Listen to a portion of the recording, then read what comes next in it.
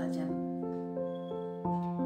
कैले राम नाम सुमिरनवा मनवा कौनो बहानवा ना।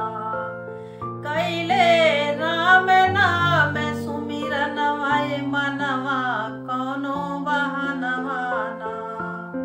कौनो बहानवा ना ये मनवा कौनो बहानवा ना। कैले राम नाम सुमिरनवा ये मनवा कौनो बहानवा ना। राम नाम चौखट पर लिख दे लक्ष्मण नाम केवड़िया। राम नाम चौखट पर लिख दे लक्ष्मण नाम केवड़िया।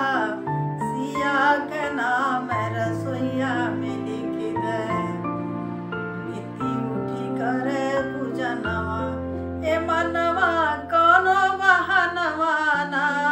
कैला राम नाम सुमिरनवा ए मनवा कौनो बहानवा ना।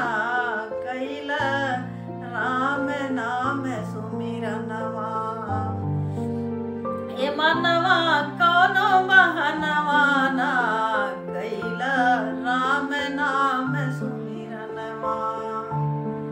शिव के नाम चौखट पर लिख दे गणपति नाम केवड़िया। शिव के नाम चौखट पर लिख दे गणपति नाम केवड़िया। गौरा के नाम रसोईया में लिख दे नीति उठी करे पूजनवा ये मनवा कौनो बहानवा ना। कैले राम नाम सुमिरनवा ये मनवा कौनो बहानवा ना। कैले राम नाम सुमिरनवा ये मनवा कौनो बहानवा ना। कृष्ण के नाम चौखट पर लिख दे दाऊ नाम केवड़िया। कृष्ण के नाम चौखट पर लिख दे दाऊ नाम केवड़िया। राधा नाम रसोईया में लिख दे नीति उठी करे पूजनवा ये मनवा कौनो बहानवा ना।